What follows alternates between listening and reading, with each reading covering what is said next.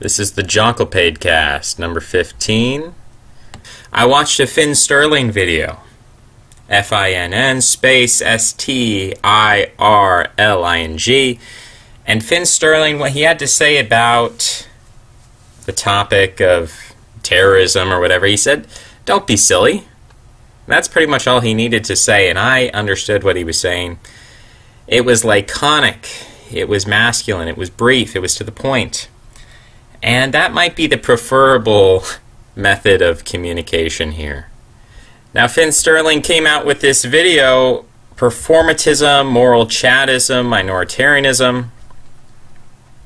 And he brings to my attention a guy named Joel Davis. Now, as far as I can tell, there is currently forming an Australian cult of super geniuses around the concept of generative anthropology.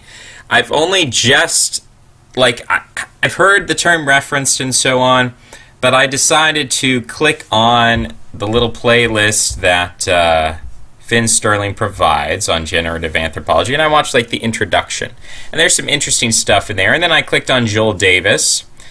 And Joel Davis, he's an IV kind of guy. That's IVE. He's an IV kind of guy. He's comparative. He's interlocutive. He is performative, right? So he's all about the IVs. And I've realized that I've made now, it feels like 10 hours of me talking to a camera about how, a warrior strategy is not an appropriate strategy for the current global context. It's not appropriate. It does more harm than good. It has more risk and cost associated with it than benefit associated with it. So I disavow it, and I spend all this time disavowing it, and then you've got a guy like Joel Davis, and he doesn't need to disavow it. Why? Because he speaks with this performative, interlocutive, declarative language that is priestly. It is occult, right? It's not that his words don't have meaning. I'm not saying that Joel Davis is pushing a bunch of nonsense. That's not my argument. My argument is that his signs and signifiers, the words, the language that he uses, they're all, $10 words. They're at a high level where a warrior mindset can't even break in to the video. There's nothing for them to engage with. It's like lorem ipsum. It's like a bunch of Latin to them. A warrior watches that video, they have nothing to agree with, they have nothing to disagree with, because they can't even break the threshold of understanding. And what I've noticed with things like the avail versus JF or Joel Davis is I look at it and I can see there's something interesting there. And I take away maybe bits and pieces, fragments of what's being said, and I say, maybe I could introduce this in another way or integrate it into my own thinking. But my response is generally not to mirror that type of language. And that might be a problem. Because if I don't want engagement with warriors, then I should be talking at that priestly level. In the same way that medieval priests would talk in Latin, they would talk in Latin because they didn't want to engage with the vulgar warrior masses. They wanted to engage on a higher level, so they spoke in Latin, they wrote in Latin. That's interesting, that's important. And that's utilitarian. Choosing, and they're still speaking Anglo-Saxon, Norman, they're still speaking the English language. Every word that they refer to has a definition you can go look up. They're not speaking a different language, but the way that they're using language, the vocabulary that they're using, effectively creates a temenos, which is Greek for a sacred space. They create a sacred space that is impenetrable. So I had made a video called Victimology a month back now. Feels like forever. It was pre-Jokkul podcast times, and we've gotten a video response from this guy.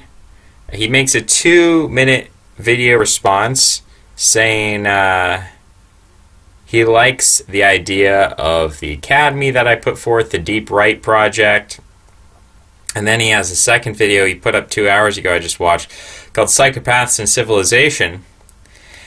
And it seems like he's calling for smaller government. Now he puts in the description a Google Docs link. I don't click on Google Docs links.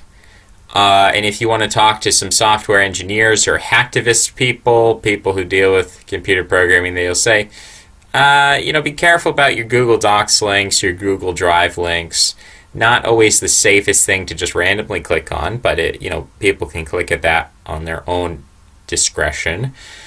It is the conclusion of the video seems to be smaller government, taking government power away from the federal government, giving it to the state government, which I've heard that one before. I'm not sure. To me, again, I'm talking about mythology here.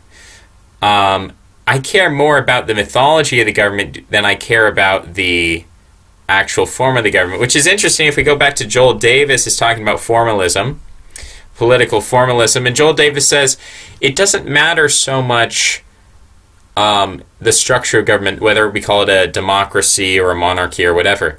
What matters more is that we attach signifiers to those who are actually in power. So if we have a government and we say that the congressmen are in power and the senators are in power, then when something goes wrong, we blame the congressmen and senators.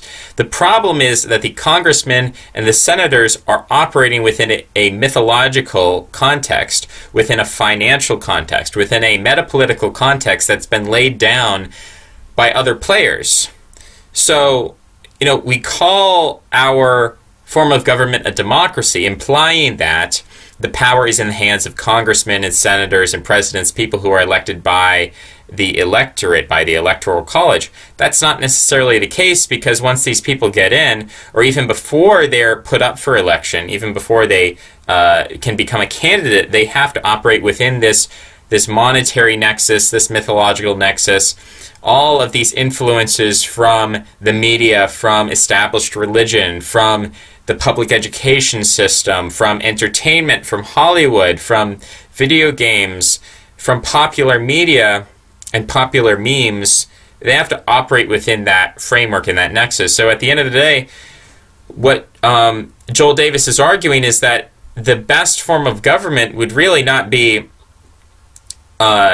determined by ideology, but rather that we should first and foremost, as a principle of good governance, we should identify the actual hierarchy of power and label that hierarchy explicitly and make it a public, put it into the public domain, put it into the public space, so that when we ask about how to solve political problems, we are holding our actual leaders to account. So if Mark Zuckerberg and Bill Gates and corporations, essentially like Google and Yahoo and Microsoft, if these are the actual world powers, the global powers that create the structure, the mesh, the mythological network through finance and through media, they create the network that politicians must then operate within, then we should formalize this relationship and we should give formal titles to these people.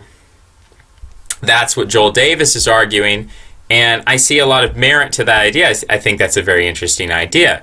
So for me, moving power away from the federal government to the state government is sort of in line. There's a connection between Joel Davis and what this other guy who, again, you might want to change the channel name, because calling you Attention All Humans From, let's see, is there an acronym we could make? AAHF? It doesn't really work. We'll call him Guy Fawkes Dude. So what Guy Fawkes Dude, because he has a Guy Fawkes mask as his profile picture, he's saying take power away from the federal government, give it back to the states.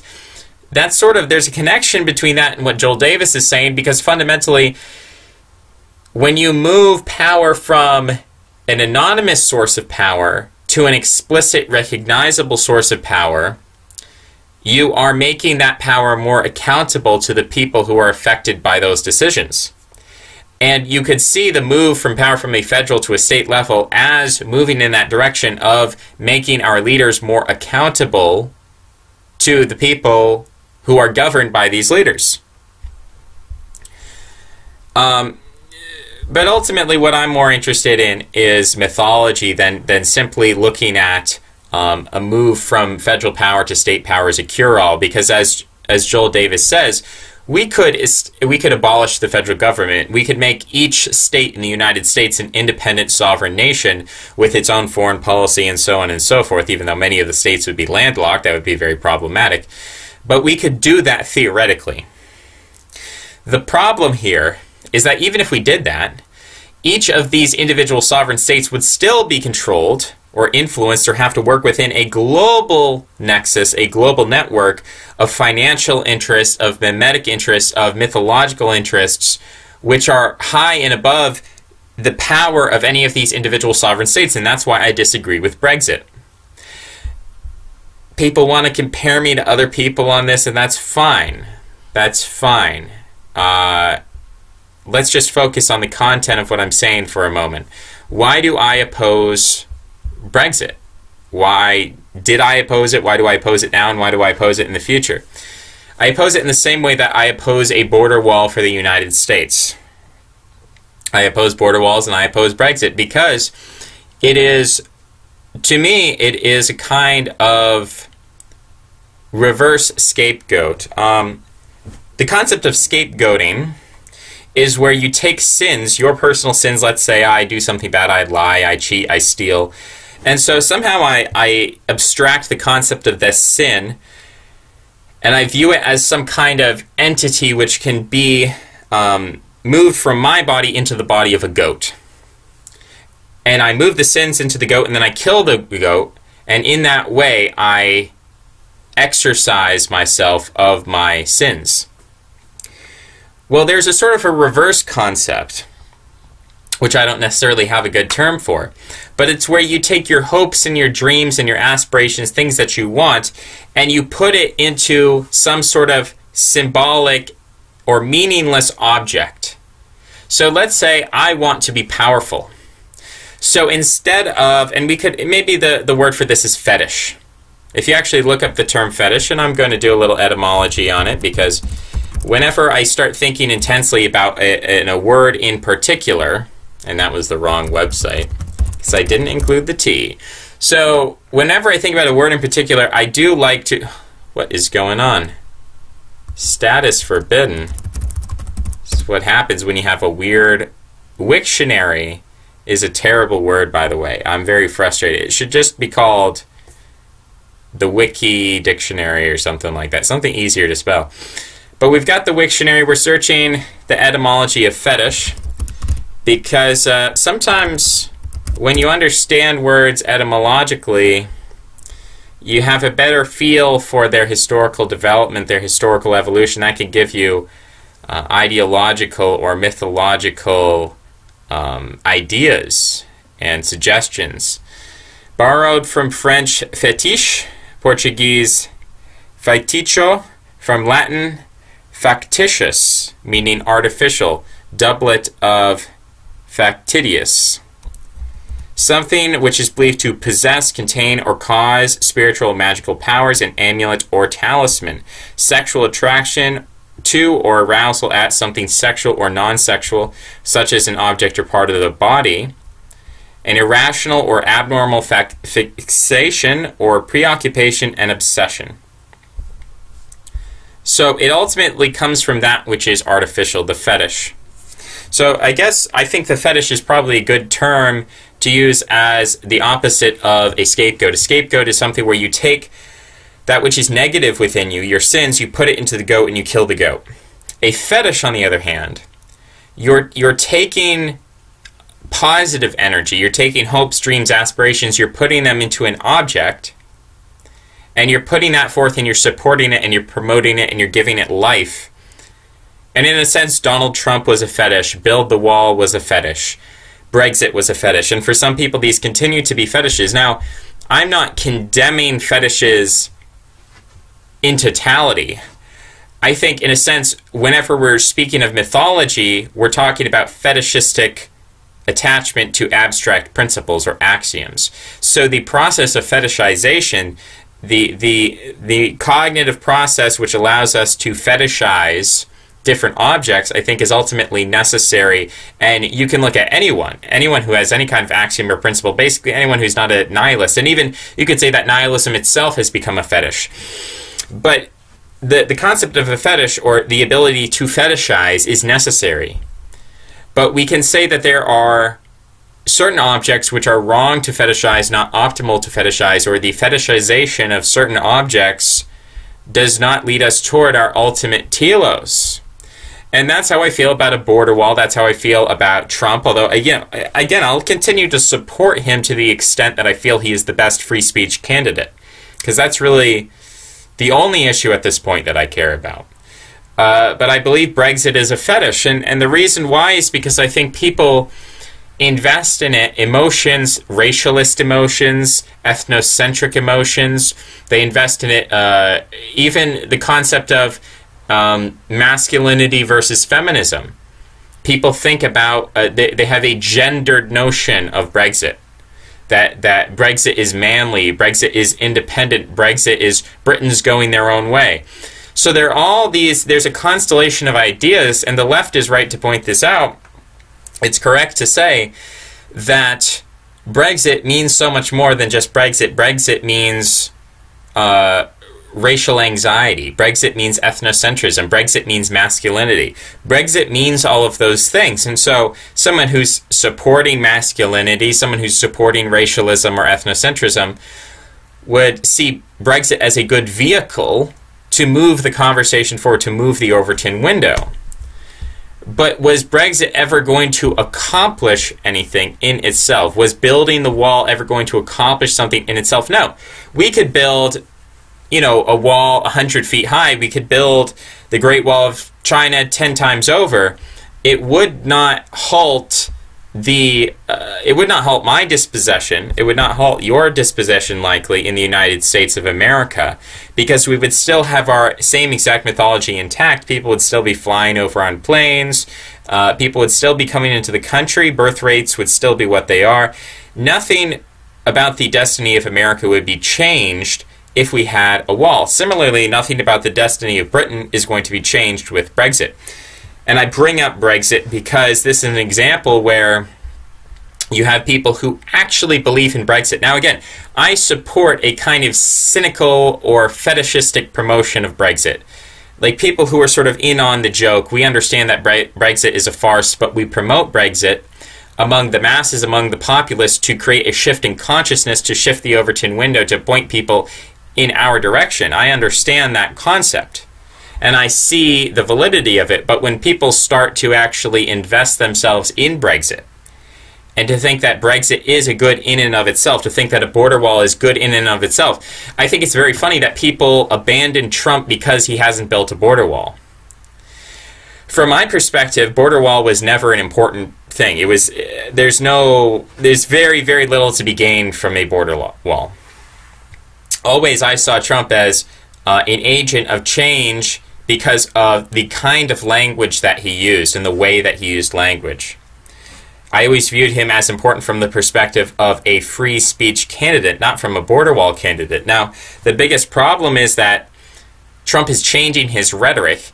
I think it would be fine if he came in and he said, I wanted to build a wall, and I can't build a wall because they're going to impeach me, or something like that. That would kind of be a sad position for Trump to be in, because he would be admitting his impotence. But I think people would at least understand that, or be more sympathetic perhaps, than the situation now where he's saying, no, we're still winning because actually the economy's so good that I've entirely changed my concept, or I've changed my ideas about immigration, that we need more immigration now, which, if you understand Trump as a vessel or a fetish for ethnocentrism and racialism and masculinity, then he's actually, in a sense, he's betraying his core values by saying, I was never anti-immigrant.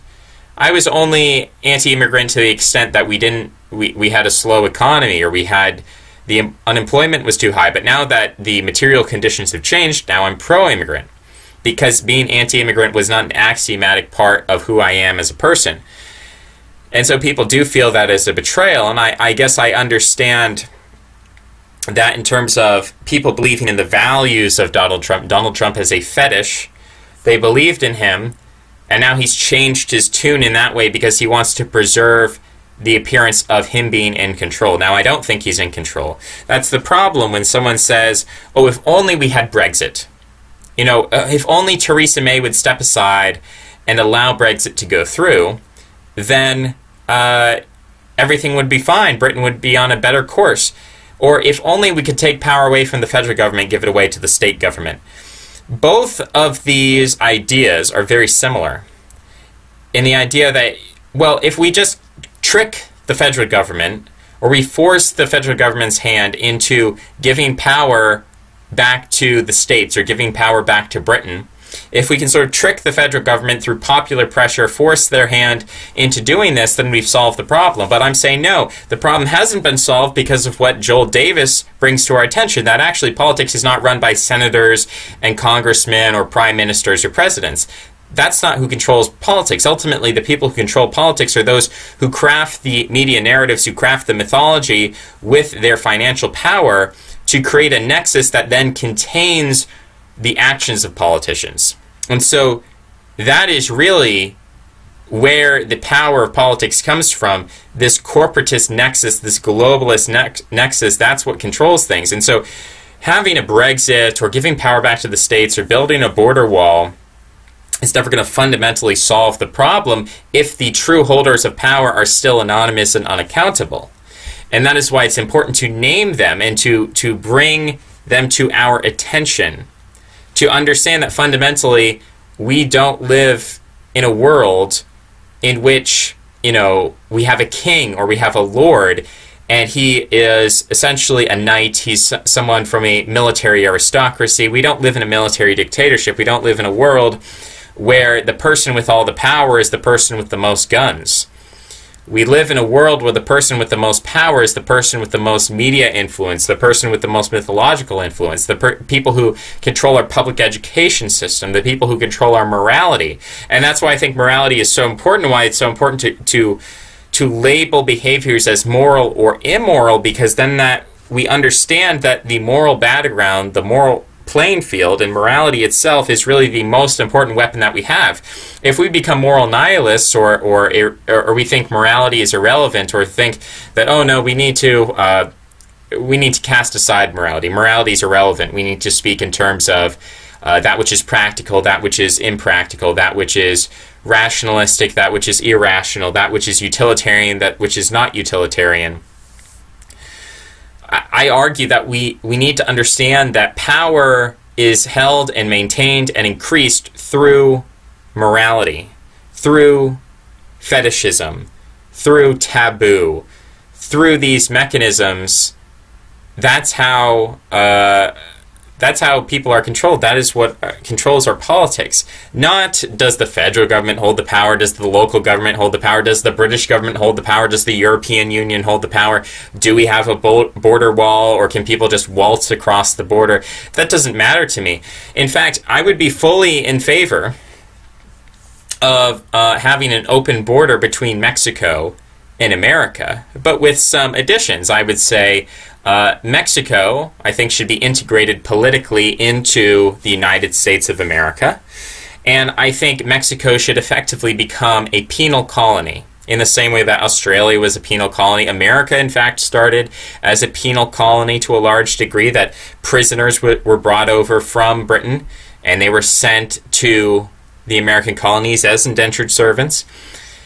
And these penal colonies actually turn out very well. South Africa was also used to an extent as a penal colony, but mainly America and Australia.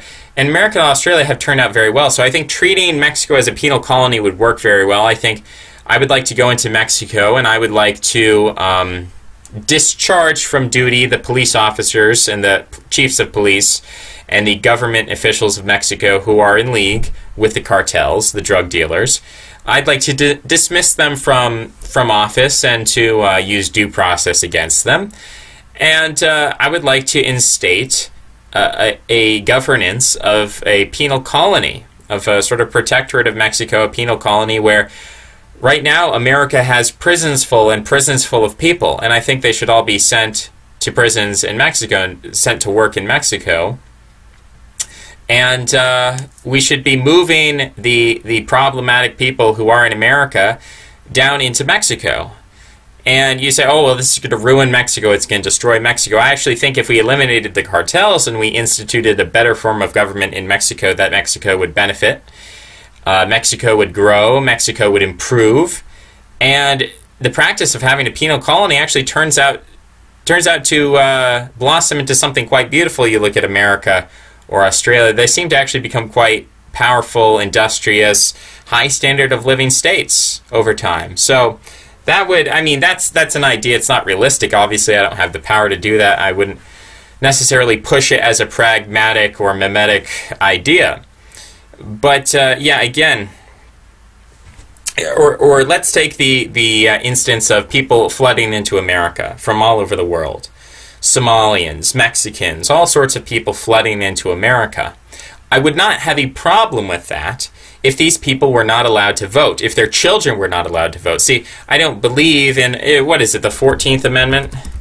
The 14th Amendment that says anyone who sets foot on the United States is automatically, or anyone who is born in the magic dirt of the United States is a citizen. I don't believe in that as a governing principle. And so if we had a situation where anyone from anywhere in the world could just flood into the United States if we had open borders, but if we were allowed to police people effectively, if we were allowed to use tactics on non-citizens like stop and frisk, if we were allowed to, you know, if someone wanted to discriminate, I would say that's their freedom of association. So if you want to live in a gated community, if you want to live in a neighborhood of your ethnicity, whether that's Armenian or you know, French or German or whatever, you could construct new ethnicities. You could have a combination. You could have a plethora of ethnicities. But if we had freedom of association, if we had acceptabilities for discrimination, if we did not grant citizenship to anyone who just waltzed on in, certainly anyone who's just born on the territory, certainly not giving them voting rights, we'd be in a completely different situation. I mean, you think about the fact that you look at the demographic situation in America, and if we had not granted voting rights to the millions upon millions of Hispanics who have immigrated into America since, you know, the 1965 Hart-Celler Act, if we had chosen not to do that, we would be living in a totally different world. Maybe there would still be millions of millions of Hispanics living in America, but they wouldn't have voting rights. They wouldn't influence our presidential elections. They wouldn't influence municipal or state elections. So politically, we'd be living in a different world if we changed the way that we define citizenship. So things like that would be more important to me than just building a border wall. I could imagine a world in which we had open borders and I would still be quite happy because I would have the freedom and the autonomy to live the way that I want to live. And a lot of these people would eventually just go home because they would find that, hey, being a non-citizen in America is not that great. And if we had an e-verify system that prohibited companies from hiring illegals, which could be done feasibly, I mean, look at what the NSA does, look at what the FBI does, look at the information that they have. They know who's legal and who's illegal. They keep track of these people. But we don't use that information for the benefit of, you know, people who identify as American, as opposed to these foreigners who primarily identify with their nation of ancestry, even if that's several generations in the past. So we're not using that information. We could use that information to restrict their employment. We could find companies that hire non-citizens. And, you know, we could raise the minimum wage. A $15 minimum wage is entirely feasible. You could do that. Now, of course, pricing would be different. Maybe tomatoes would be more expensive. That's true. And so we might have to adjust the way that if we want to be thrifty with our paychecks, then we might change our culinary habits. You know, I view that as a lesser sacrifice than some of the other sacrifices that are being made in favor of diversity. We can look at other states where whites were a minority and yet they had a sense of themselves and they thrived and they had pride in themselves and they had masculinity. You could look at a state like Rhodesia where I would much rather be a Rhodesian than, you know, living in a very white city like Portland, Oregon or something like that, or living in Iceland where you've got a number of people who have, you know, Northwest European ancestry, but they are mythologically cucked. They're mythologically divorced from one another, and there's a feeling of alienation that comes from that.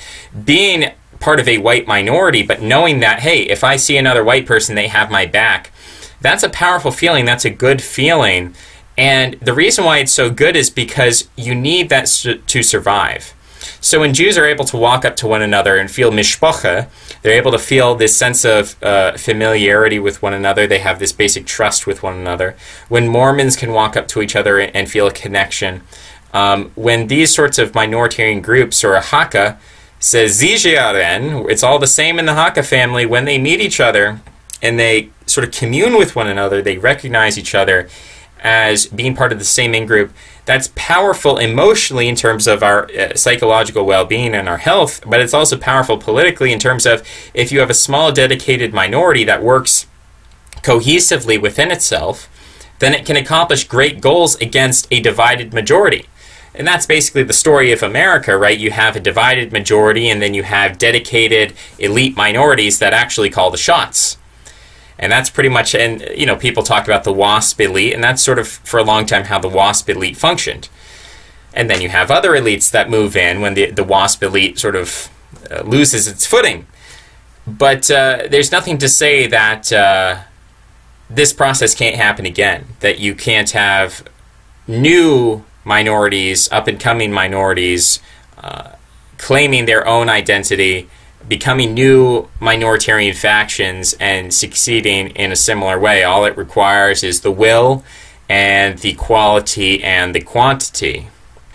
It doesn't matter so much what the ideology of the government is. Is it libertarian? Is it democratic? Is it national socialist? Is it authoritarian? Is it anarchist?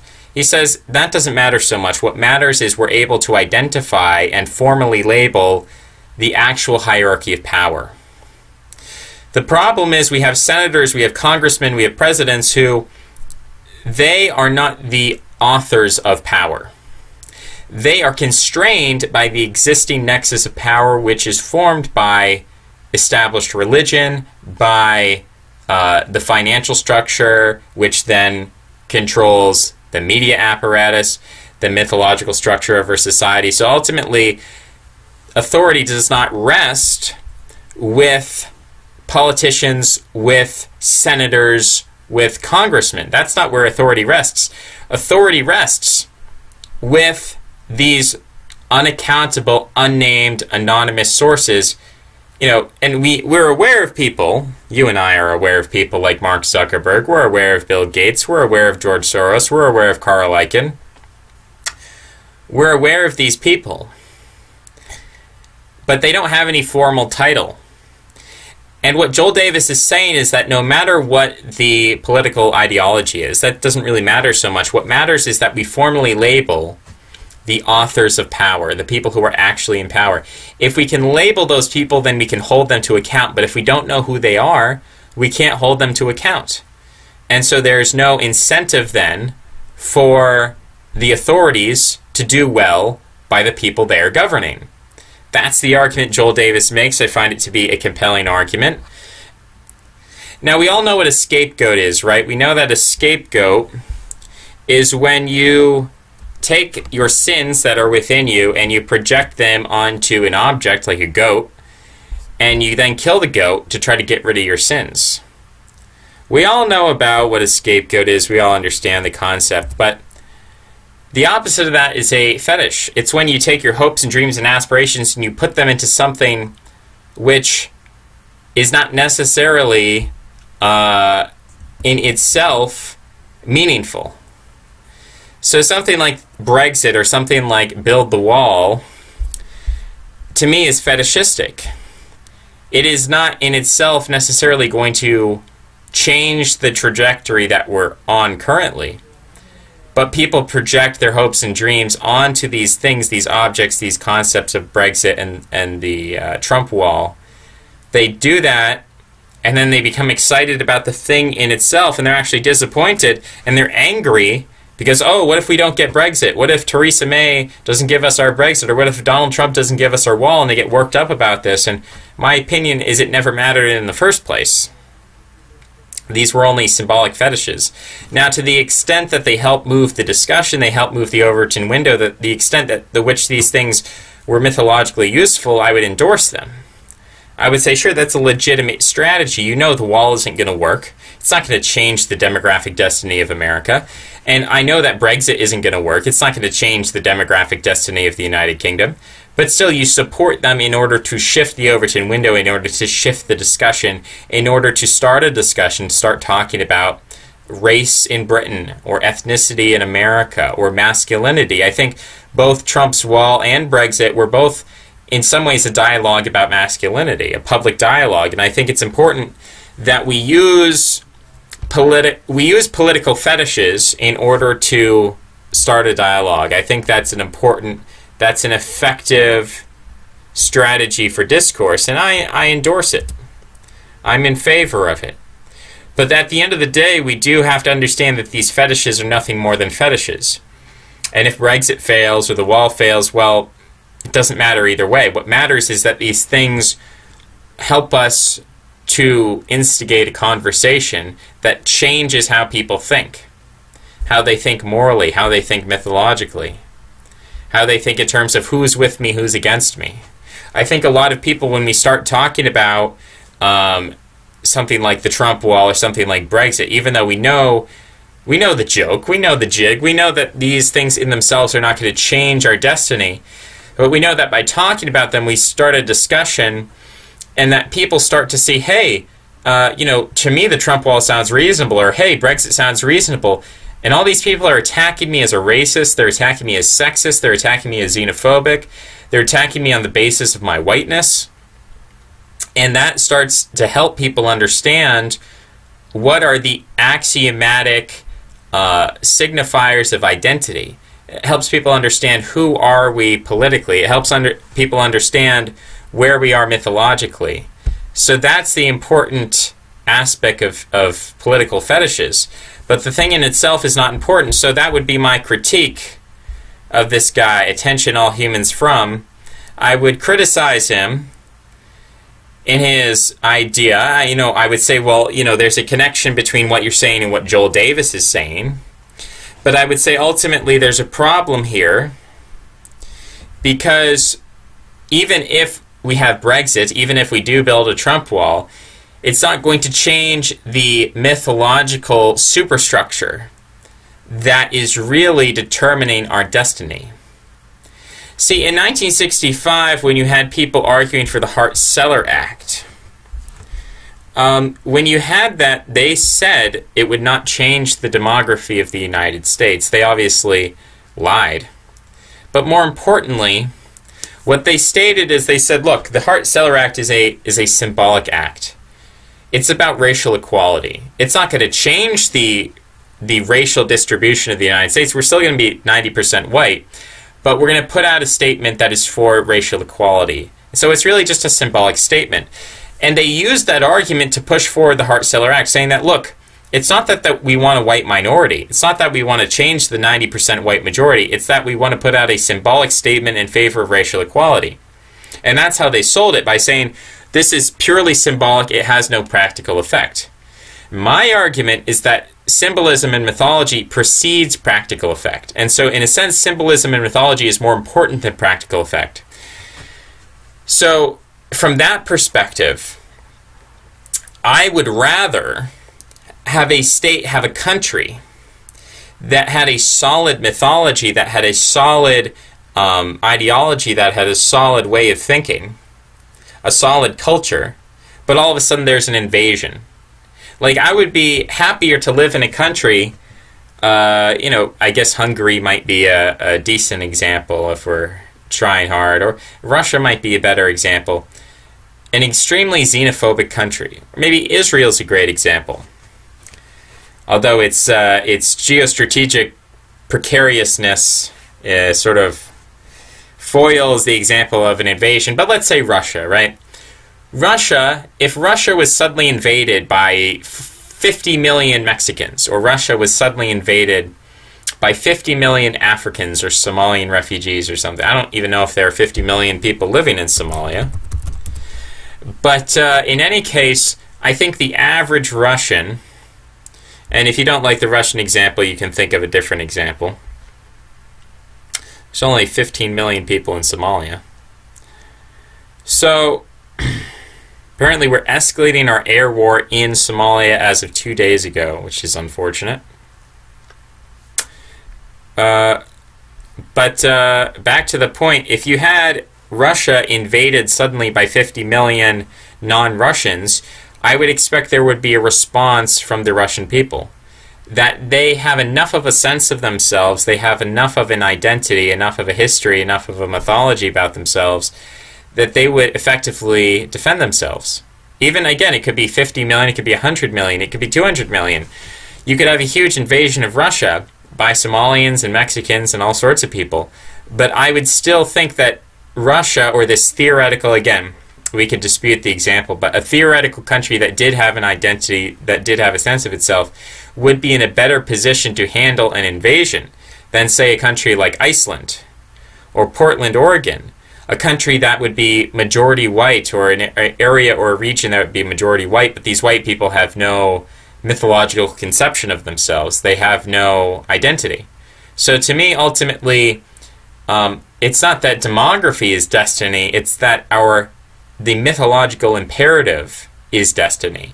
That if we set ourselves up for a position where we say, well, we're not going to make Iceland a non-white country, but we're going to write into the Icelandic constitution, perhaps, that Iceland should be LGBTQ friendly, that it should be diverse, that it should embrace diversity. I think just a few years ago, Iceland got its first rabbi. That never before in Icelandic history, there was never any rabbis in Iceland. It just got its first rabbi. So, we can look at an extremely homogeneous state or an extremely homogeneous region and see how it is mythologically weaker than another region that might be demographically swamped. But as long as you have a mythological sense of yourself, and we could point out the case of Rhodesia, the white Rhodesians had a sense of themselves. They had masculinity, they had pride, they had the right mindset. And so the fact that they were a minority didn't stop them from succeeding. What actually stopped them from succeeding was a global international nexus of finance and media and anti-white mythology that came down on the Rhodesians and crushed them. And it's happened to other countries as well. So what I would argue is that what matters is not so much that we take power from the federal government and give it to the states. What matters is not so much that we have a Brexit. What matters is not so much that we have a Trump wall. What really matters is what Joel Davis is talking about, that we're able to name, where does power come from? Who authors power? Where does morality come from? Where do all these mythological concepts come from? Because once we can name those people, once we can identify those people and those systems and those classes which are in power, that is when we can start to hold them to account, and that's when we can start to deal with these powers. If we really believe that Trump is the be-all and end-all, if we look at Trump as an absolute sovereign, then it's a very confusing world, because it's like, well, Trump's an absolute sovereign. He says one thing, he does another thing. It's all very confusing. It's very frustrating. And we get frustrated with Trump and we feel betrayed by Trump. But if we understand Trump is a very small man, he's a figurehead, he's a kind of a fetish that has been put into power, and he's in power within a power nexus that constrains him. And really, the greatest freedom he has is his tweets. He doesn't have a lot of freedom in terms of his ability to enact executive orders or his ability to change policy or to change legislature. So when we understand that, we can stop lashing out at Trump.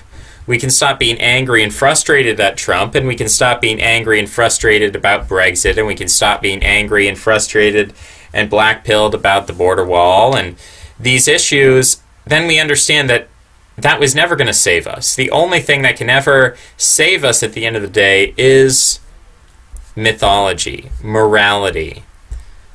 That's really, at the end of the day, that is the most important thing. You could have legions, and it's very simple to demonstrate. You could have legions and legions of armies under your control. But if you have the wrong mythology, if you have the wrong morality, you're never going to achieve the right telos. On the other hand, you could have no power whatsoever, but if you have the right morality, the right mythology, you can work hard to gain resources that you previously didn't have. You can start a snowball effect to get yourself into power.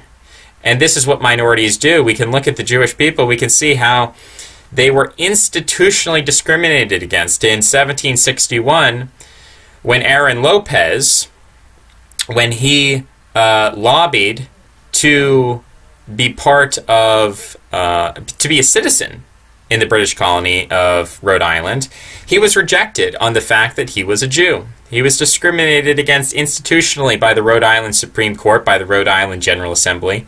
But he persisted. He persisted through legal means, through financial means, and eventually he was able to become a citizen of Massachusetts.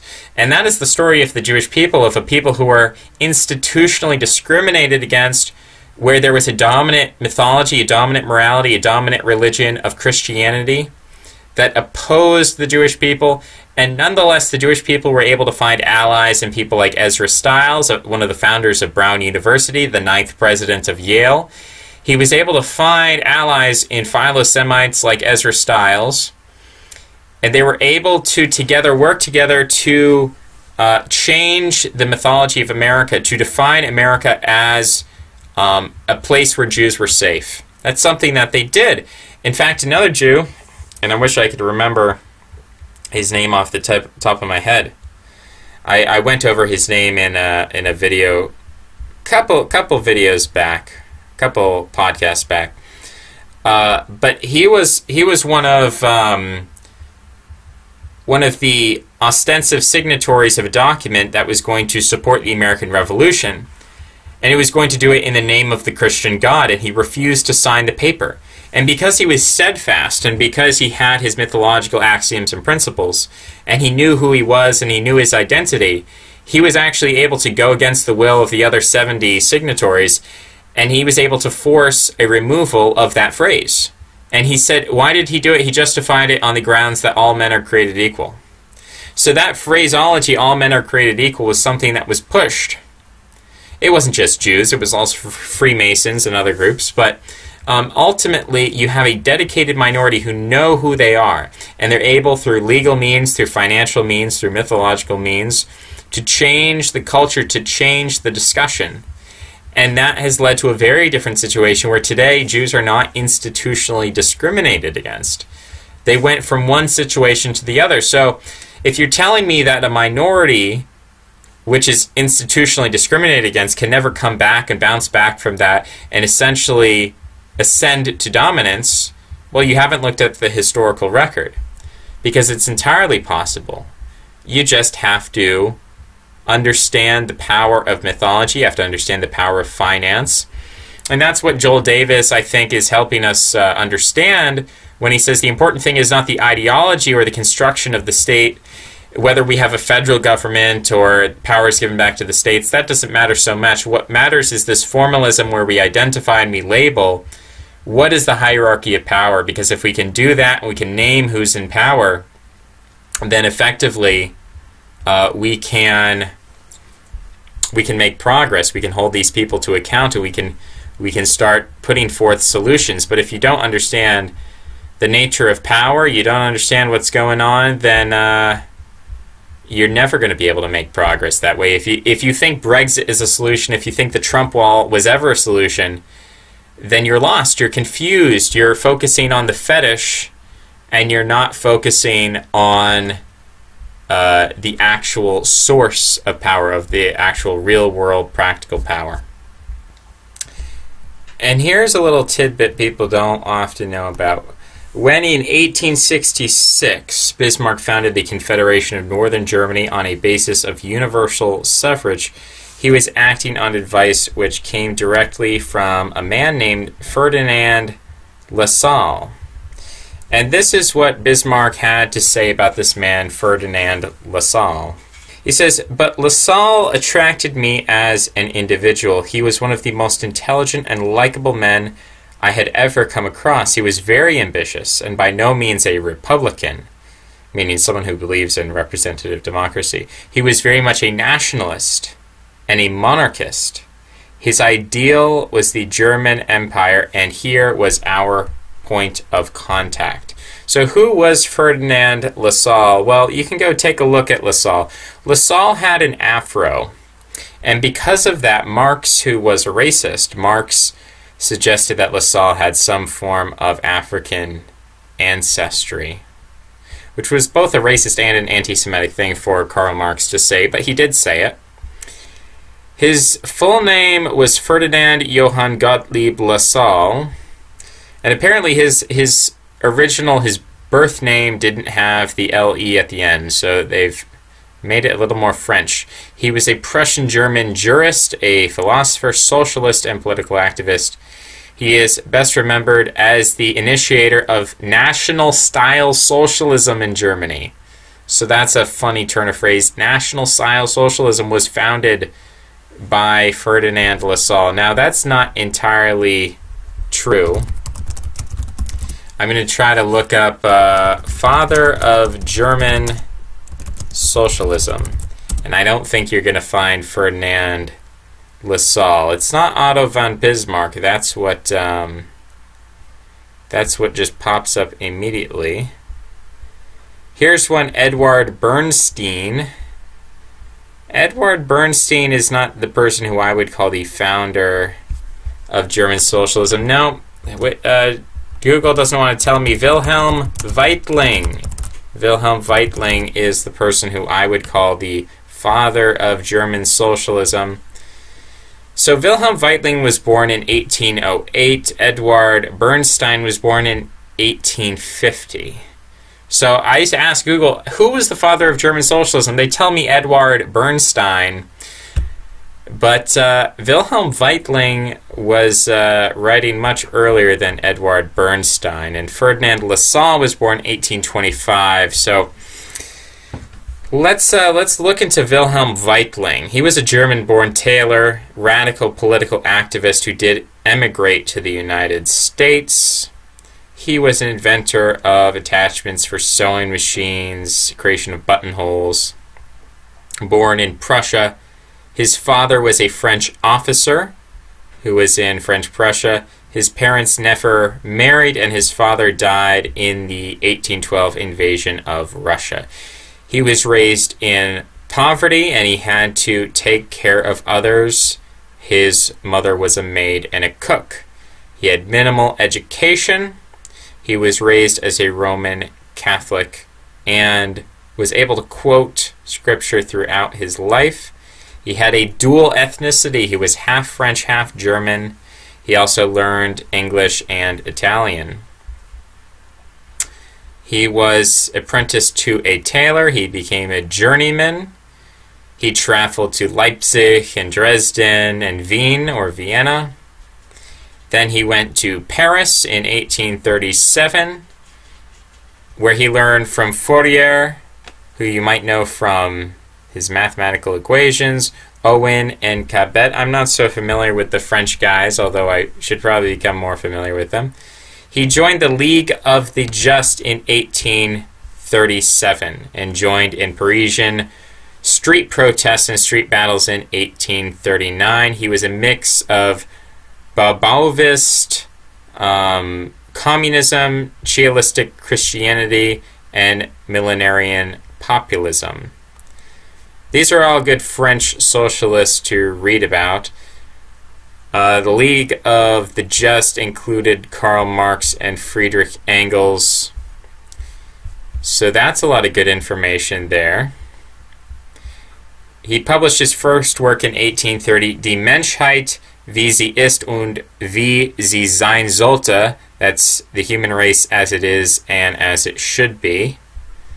So, in conformity with the work of the Christian radical Félicité de Lamienne, Weitling urged installing communism by direct physical force with the help of a 40,000-strong army of ex-convicts.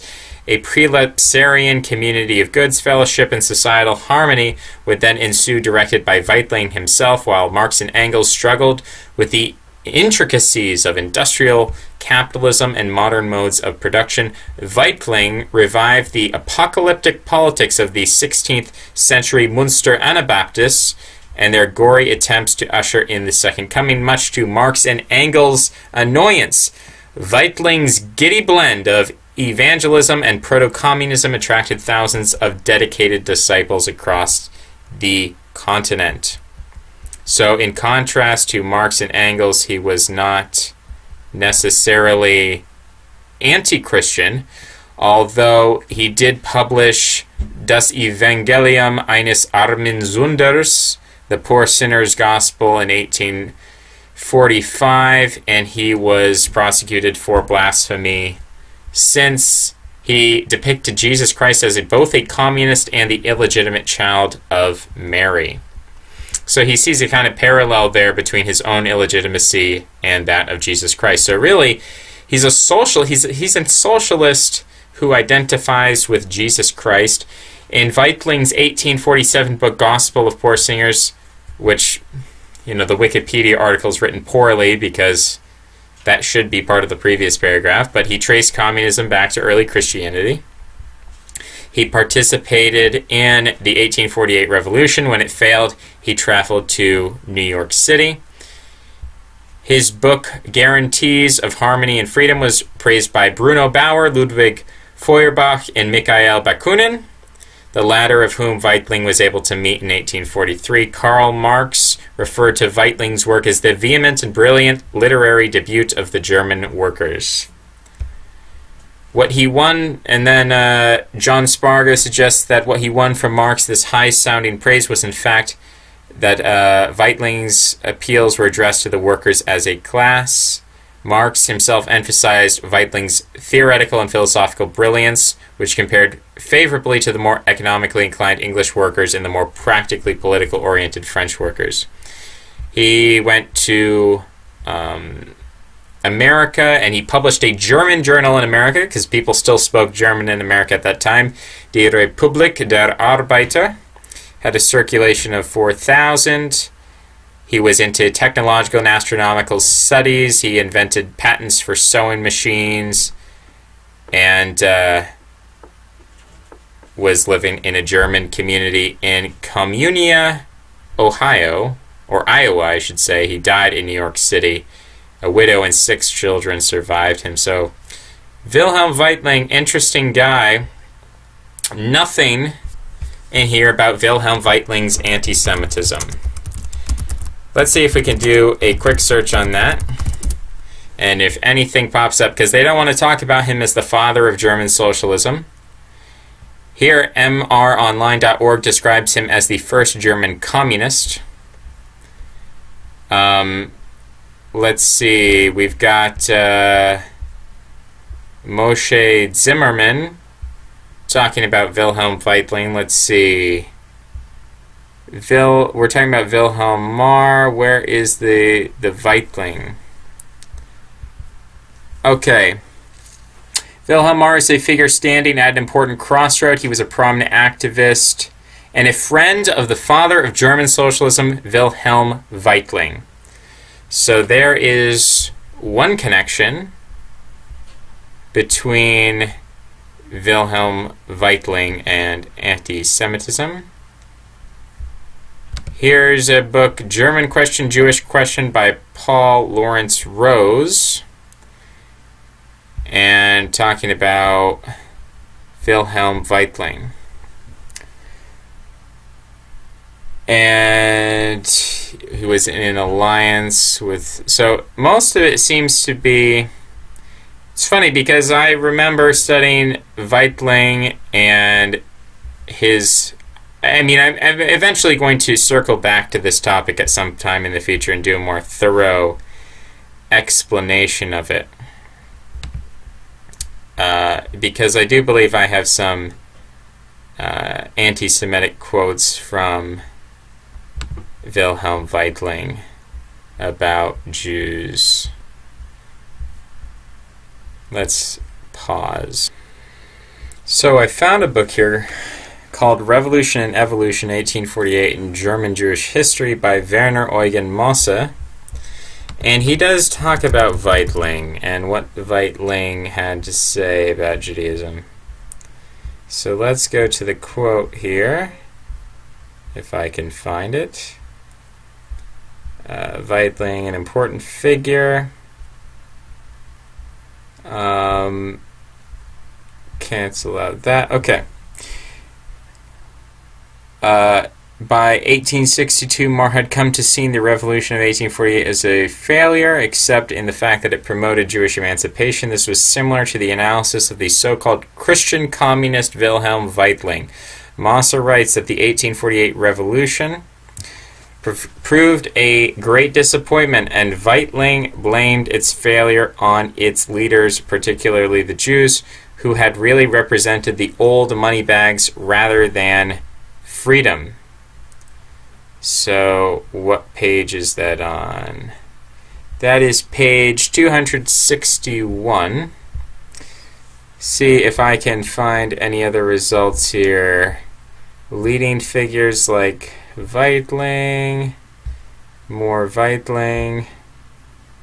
Okay, I think that's all we have on Weitling from that document. So that's a bit of background. Going back to LaSalle, we can read here a little bit about him. Skipping to past the 1848 Revolution, he re-enters public politics in 1862, motivated by a constitutional struggle in Prussia. King Wilhelm I, who became king in 1861, repeatedly clashed with the Liberal Chamber of Deputies, resulting in multiple dissolutions of the Diet. As a recognized legal scholar, LaSalle was asked to make public addresses dealing with the nature of the Constitution and its relationship to the social forces within society. And eventually he was censored in his opinion. He was brought to trial in 1863. He presented his own defense but was sentenced to imprisonment for 4 months. Then he becomes an agitator. He considered Johann Gottlieb Fichte as one of the mightiest thinkers of all peoples and ages, praising Fichte's addresses to the German nation as one of the mightiest monuments of fame which our people possesses, and which in depth and power far surpasses everything of this sort which has been handed down to us from the literature of all time and peoples. That's an interesting thing. Again, Gottlieb, or not Fichte, but LaSalle is this extreme radical socialist.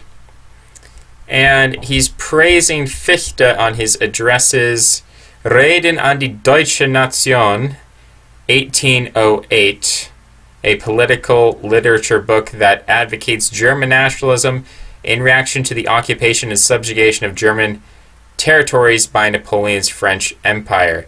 He evokes a sense of German distinctiveness in language, tradition, and literature that composed a common identity. So this is very interesting. We've got at Wikisource the full text of addresses to the German nation. How many pages in it? It's about 248 pages. The chief difference between the Germans and the other peoples of Teutonic descent. German characteristics as exhibited in history. What is a people in the higher meaning of the word, and what is love of fatherland? So this is a very interesting for Ferdinand Lassalle. This very strong socialist to be praising Fichte. It's very interesting. I'll probably have to read the text in full by Fichte and maybe try to tease out some interesting quotes that would bring us in. And what do they call Ferdinand Lassalle? The inventor of national-style socialism in Germany. An interesting turn of phrase there. So Lassalle, again, the reason I bring him up is because he had a very good relationship with Otto von Bismarck, the leader of the Second Reich. He wasn't the monarch, but effectively politically he helped shape the Second Reich. Lassalle was a member of the Communist League, but he was opposed by Karl Marx and Friedrich Engels. Marx and Engels thought Lassalle was not a true communist as he directly influenced Bismarck's government, albeit in secret, in favor of universal suffrage. Lassalle wrote to Engels that I have never found anything as ridiculous, corrupt, and in the long run impossible as constitutionalism. I have come to the conviction that nothing could have a greater future or a more beneficent role than the monarchy, if it could only make up its mind to become a social monarchy. In that case, I would passionately bear its banner, and the constitutional theories would be quickly enough thrown into the lumber room. Eli Halevi has this to say, and some background on Eli Halevi was a French historian of Jewish descent. His parents were Protestant. He was brought up as Protestant. And he had some things to say about our friend Ferdinand Lassalle. He says, Lassalle was the first man in Germany, the first in Europe, who succeeded in organizing a party of socialist action. Yet he viewed the emerging bourgeois parties as more inimical, is that the right? Inimical, unfriendly to the working class than the aristocracy. Hence he supported universal manhood suffrage at a time when the liberals preferred a limited property-based suffrage, which excluded the working class and enhanced the middle classes. So what we're seeing here is that Lassalle supported an alliance between the working class and the aristocracy against the bourgeois middle class. Very interesting dynamic that we see reflected today. This created a strange alliance between Lassalle and Bismarck, sort of like the alliance between, say, Trump and Jared Kushner, maybe. You know, free the convicts, free the felons. Why is Trump doing that? It's a strange alliance. In 1866, Bismarck founded the Confederation of Northern Germany based on universal suffrage from advice directly from Lassalle. And this is Eli Halevi speaking. I am convinced that after 1878, when he began to practice state socialism and Christian socialism and monarchical socialism, he had not forgotten what he learned from Lassalle. Lassalle initiated the Allgemeine Deutsche Arbeiterverein, the General German Workers Association, or ADAV. So not quite the German Workers' Party, but the General German Workers Association. Lassalle was the first president of his first German Labor Party and retained the job until his death in 1864. The stated purpose was winning of equal, universal, and direct suffrage by peaceful and legal means. His relations with Otto von Bismarck. So I guess apparently he died in 1864. So in 1863, Bismarck wrote a letter to Lassalle. This letter was delivered, and the two met face to face. It was the first of several such meetings during which Bismarck and Lassalle freely exchanged views on matters of common concern. This Bismarck-Lassalle correspondence was not made public until 1927, and thus was not mentioned by earlier biographers. So, of course, the other German Workers' Party, which we know came much later, 1919, wouldn't have known this about Bismarck. They wouldn't have known about it until 1927, when their party dogma was pretty well entrenched. So an interesting thing that people didn't know about, it was kept secret. In September 1878, Bismarck was pressed by August Bebel, and let's just give context on who August Bebel is, if the page will load. He was the son of a Prussian non-commissioned officer. He joined a Roman Catholic club. He was physically unfit for the army and came under the influence of Wilhelm Liebknecht and the socialist cause. The August Bebel. Talking about class, race, pacifism, and sex. He said, Bebel criticized the war to crush the Boxer Rebellion, saying in 1900, "No, this is no crusade, no holy war. It is a very ordinary war of conquest, a campaign of revenge, as barbaric as has never been seen. Not even with the Huns, not even with the Vandals. That is no match for what the German and other troops of foreign powers, together with the Japanese powers, have done in Japan. He was outraged at the German mistreat of indigenous populations in the Southwest African colony. Following a revolt by them, they launched a war of extermination. He and the German Social Democratic Party became the only party to oppose increased colonial expenditures.